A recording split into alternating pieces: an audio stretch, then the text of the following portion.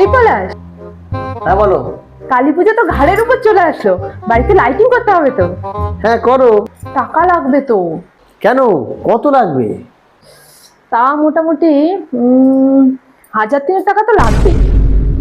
3,000? এদিকে আমার পকেট তো গড়ের মাঠ। কি করা যায়, কি করা যায়? আইডিয়া। কি গো? তুমি 5 মিনিট দাঁড়াও, আমি এক্ষুনি আসছি। আরে ভাই, এই টাকাটা সবাই পেয়ে গেছে আর আমিও পেয়ে গেছি। वाह क्या मुस्कुराहट है। তুই এখনো পাসনি? এ ভাই শোন শোন শোন শোন শোন। হ্যাঁ বল। ये फंस गया सीएम। এ ভাই কিসের টাকার কথা বলছিলিস? আরে তুই জানিস না, দিওয়ালির জন্য সরকার থেকে অফার দিয়েছে।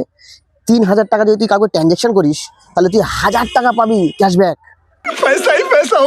বেশ, এরকম হয় নাকি?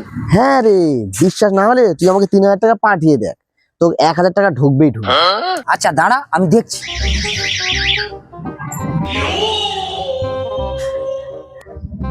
এই নে, টাকাটা পাঠিয়ে দিলাম। কই ক্যাশব্যাক কোথায়?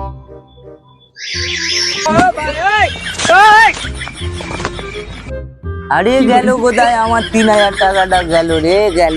देखा आपने लापरवाही का नतीजा है।